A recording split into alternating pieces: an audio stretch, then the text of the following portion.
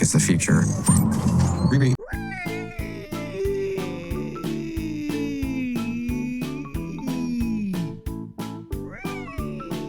What would you say if someone were to create AI using brain scanning technology?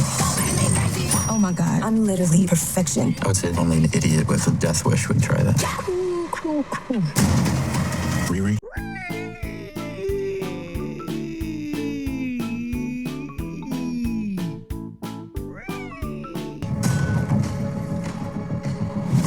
And you can see what it's really made of. You should take your dad's advice.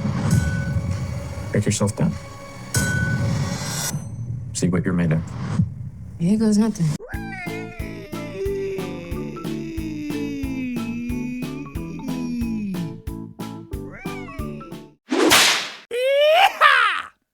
Is Ironheart the worst thing ever made in the history of filmed entertainment? Well, I can't say. But I can say, with a fair degree of confidence, that it is the worst thing I have ever attempted to watch personally. I managed to get through one whole episode plus part of a second, but if I facepalmed any harder, I was going to get a damn concussion, so I had to stop. Why is Ironheart the worst thing I've ever watched personally?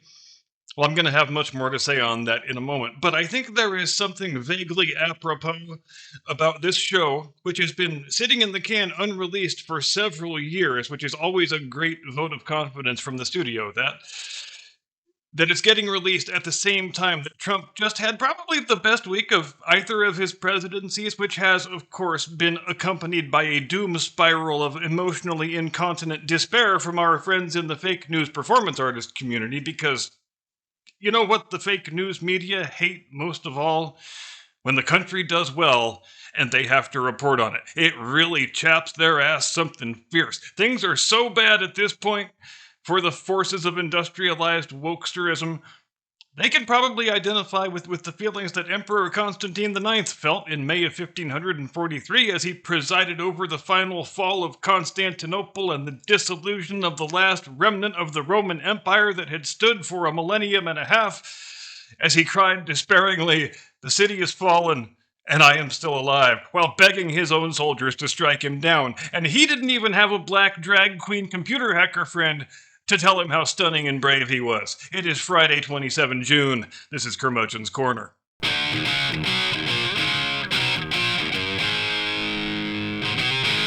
From high atop the battlements of Castle Curmudgeon, where at least Marvel hasn't managed to turn me into a black woman yet, knock on wood. Good afternoon, Mr. and Mrs. America and all ships at sea. Welcome to Curmudgeon's Corner. Let's talk about Riri Williams. How do we know her name is Riri Williams? Because the other characters in the show are constantly telling her what her own name is, and that she's black, and that she's a girl, and that she's a genius. Just like how my friends always greet me by saying, "Hello, Captain, you ruggedly handsome Caucasian gentleman with no personal flaws whatsoever." Now, some directors, competent filmmakers, I believe they're called, they take the approach of delivering expositional information more obliquely, perhaps with a bit of subtlety, but don't try telling that to Shanaka Hodge, who is the writer and director and showrunner for this piece of shit.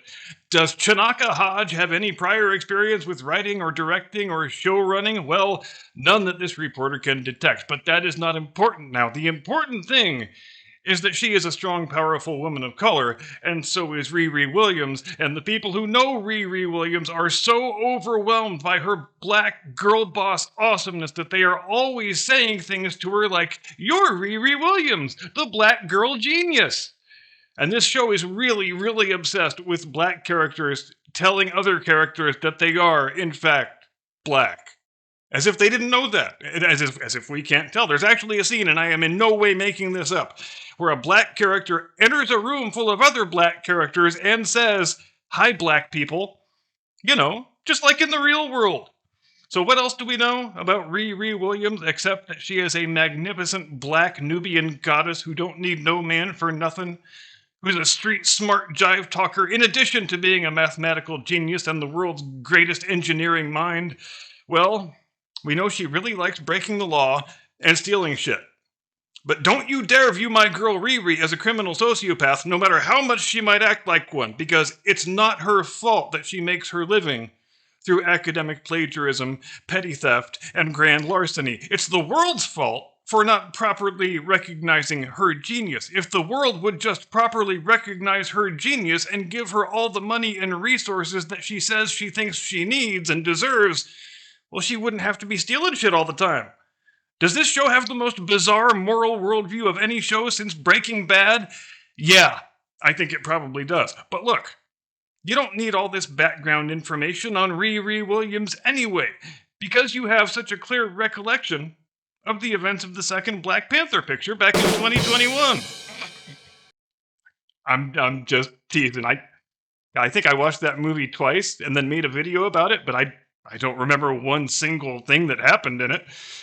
Well, except that they race swapped Namor the Submariner into a Mexican, which was kind of weird, but, you know, you do you. But this show was made immediately in the aftermath of that movie, and it's been sitting in the can, as I mentioned, completed for over 3 years. Is it difficult to see why the studio was hesitant to release this thing? I don't think it is. But they made it then, back when it was still fashionable to make this kind of crap, back before Marvel realized they couldn't necessarily ride the MCU money-printing machine into the sunset forever. When they were so drunk on their own hubris, they thought they could take every supporting character from every minor movie and spin them off into their own wildly successful solo film or Disney Plus series or what have you. Now, did the world ever ask for a black female version of Iron Man?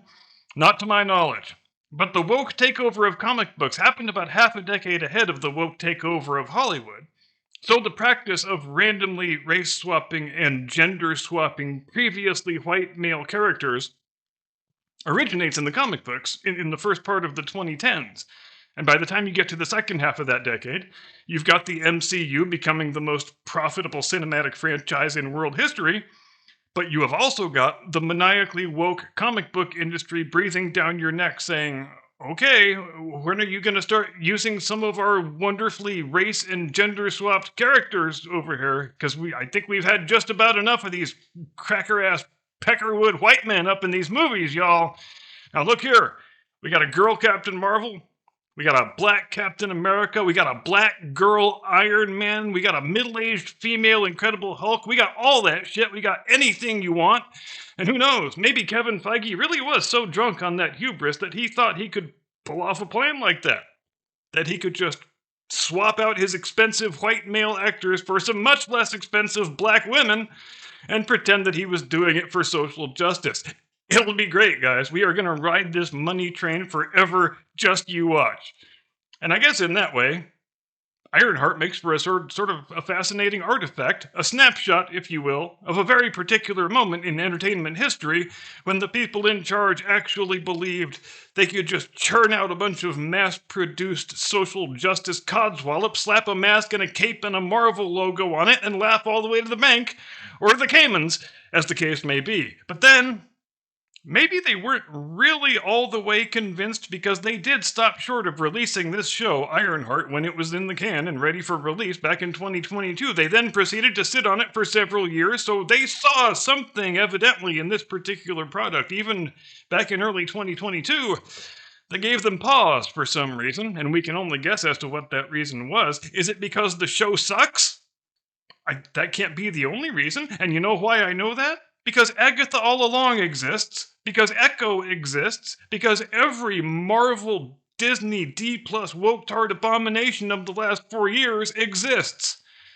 And yes, it was a hell of a close mental horse race when I was trying to decide whether to declare Ironheart the actual worst thing I have ever seen, because Echo and Agatha, they were right there in the rear view that whole time, and it seems like each time they release one of these god-awful shows, the reaction turns more from, wow, this show really sucks, to, wow, I can't believe this show actually got made. Like, was there a pitch meeting for Ironheart? And if so, what do you suppose that pitch meeting sounded like?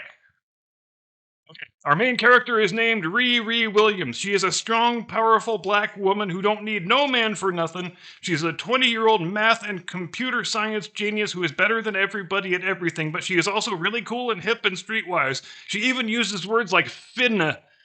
which is F-I-N-N-A, which is short for fixing to in case you only speak cracker. Anyway, Riri's biggest problem is that the world doesn't appreciate how awesome she is, and because of this lack of recognition, she has to support herself through a combination of academic fraud, petty theft, and grand larceny, but it's okay because the people she steals from are white men, and so are the people that she sells homework to, because we want to really drive home the point that she is much, much smarter than any white male individual. So we are going to be really over the top about the fact that all the people whose homework she does are male, white male men with penises. The producer probably interrupts around this point, and he says, all right, we got a girl, very smart, very black, leads a life of crime. You got to get any more than that. What actually happens in the movie? Well, I'm glad you asked, sir. You see, Riri needs to commit these crimes so that she can have money to build an Iron Man suit. But didn't Iron Man already build a whole shitload of Iron Man suits? Well, yes, sir, technically he did, but Iron Man is dead now. But the suits didn't fucking die, too. The fucking suits still exist. Sir, I'm gonna need you to get all the way off my back about the fucking suits. All right, let me get off of that thing. So what happens next? Well, it's very important that Riri build her own Iron Man suit, because if she builds her own Iron Man suit, it will make the world a better place. How is it going to make the world a better place?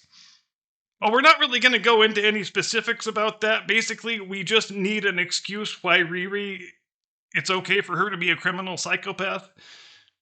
I thought she was allowed to be a criminal psychopath because she's a strong, powerful black woman. Well, yes, sir, that is also true, but I feel like we should really go overboard with the moral get-out-of-jail-free cards here, because if we don't, we're going to be left with a pretty shockingly unlikable title character. That's true, she does seem pretty unlikable.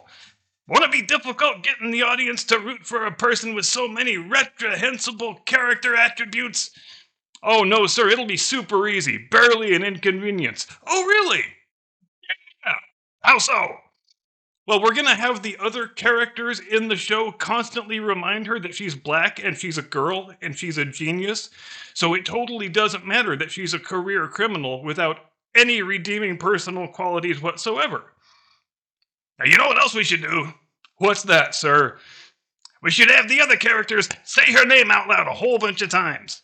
Like when her best friend walks up, he could say, "Hi, Riri Williams, black girl genius." Saying your friends' names out loud a whole bunch of times is tight. Yes, it is.